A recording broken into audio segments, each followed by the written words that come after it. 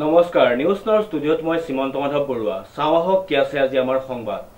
যোৰহাটৰ গড়মূৰ শাখা লেখিকা সমাৰোহ সমিতিৰ বিজ্ঞান ভিত্তিক বক্তৃতা অনুষ্ঠানৰ সফল সামৰণি নিউজ নাওৰ এক ৰিপৰ্ট যোৰহাটৰ গড়মূৰ শাখা লেখিকা সমাৰোহ সমিতিৰ বিজ্ঞান ভিত্তিক বক্তৃতা অনুষ্ঠান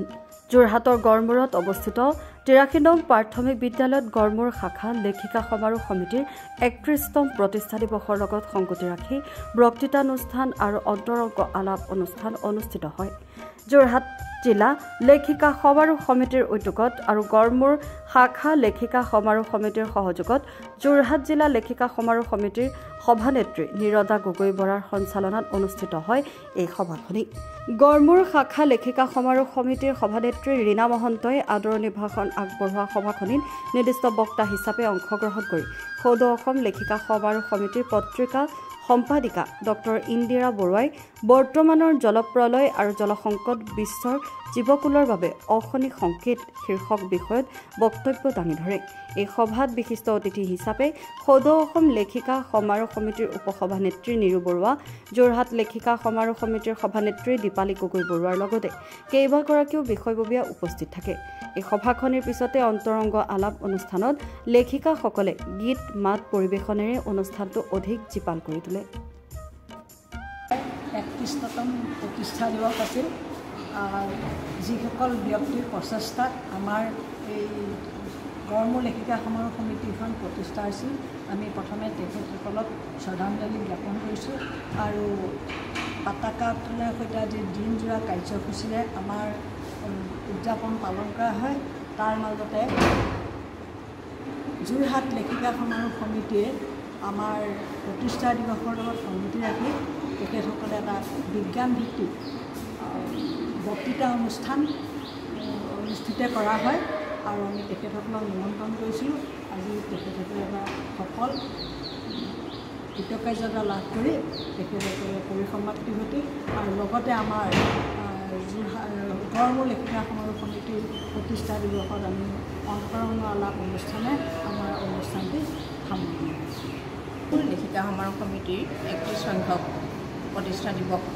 আমি পুৱাৰ পৰাই প্ৰথম পৰ্যায়ত পতাকা উত্তোলন আৰু দ্বিতীয় পৰ্যায়ত সৌদ অসম লেখিকা সমাৰোহ সমিতিৰ অধীনৰ যোৰহাট জিলা লেখিকা সমাৰোহ সমিতিয়ে উদ্যোগত তেখেতসকলেও এটা বক্তৃতা অনুষ্ঠান আমাক উপহাৰ দিলে এই বক্তৃতা অনুষ্ঠানৰ মধ্যমণি হ'ল ডক্টৰ ইন্দিৰা বৰুৱা তেখেতে বিজ্ঞান ভিত্তিক জলপ্ৰলয় আৰু জলসংকটৰ ওপৰত অতি সাৰুৱা কথাৰে আমাক অৱগত কৰি সকলোকে উপকৃত কৰিলে আৰু এইখিনিতে মই আৰু এটা কথা ক'ব বিচাৰিছোঁ যে আমি প্ৰতিষ্ঠা দিৱস আজি আমি অতি আনন্দ আৰু উল্লাসেৰে পাতিছোঁ হয় কিন্তু আমাৰ এই প্ৰতিষ্ঠা দিৱসৰ যিসকল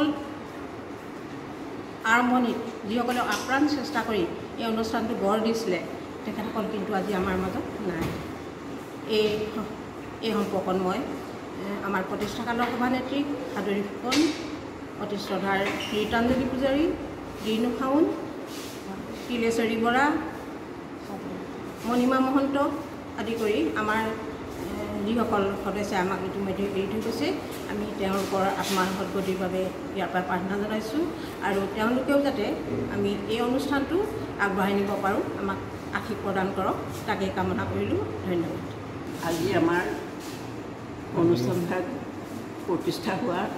25 বছৰ হৈ গ'ল আৰু জন্ম 93 চনতে প্ৰতিষ্ঠা হৈছিলে 33 বছৰ হৈ গ'ল 93তে প্ৰতিষ্ঠা হৈছিলে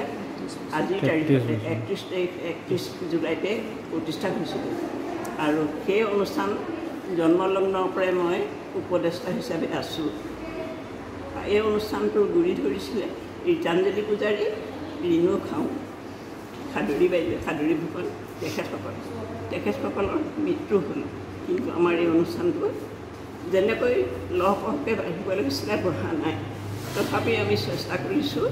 যে অনুষ্ঠানটো আমি সজীৱ কৰি ৰাখিম এয়া হৈছে মোৰ মই দীপিকা দত্ত গড়মূৰ লেখিকা সমাৰোহ সমিতিৰ সম্পাদিকা আজি আমাৰ 31তম গড়মূৰ লেখিকা সমাৰোহ সমিতিৰ প্ৰতিষ্ঠা দিৱস আমি পুৱাৰে পৰা অতি উলহ মালহেৰে পতাকা উত্তোলন কাৰ্যসূচী স্মৃতি তৰ্পণ তাৰপিছত আমি বিশ্বৰ কাৰ্যসূচী আমাৰ ইন্দিৰা বৰুৱা বাইদেৱে আমাৰ জল সংকটৰ ওপৰত এটি বিজ্ঞান ভিত্তিক বক্তৃতা আগবঢ়ালে। তাৰপিছত আমাৰ অন্তৰঙ্গা লাভ জিলাৰ লেখিকা সমাৰোহ সমিতি আৰু আমাৰ গড়মূৰ লেখিকা সমিতিৰ সমিলমিলত এটি অন্তৰঙ্গা লাভ আমাৰ হ'ল। সেই অন্তৰঙ্গা লাভটো আমাৰ ইমান সুন্দৰ হ'লগৈ, সকলোৱে উপভোগ কৰিলে আৰু শেষত আমি এই অনুষ্ঠানটি জাতীয় সংগীতেৰে সামৰণি মাৰিলোঁ।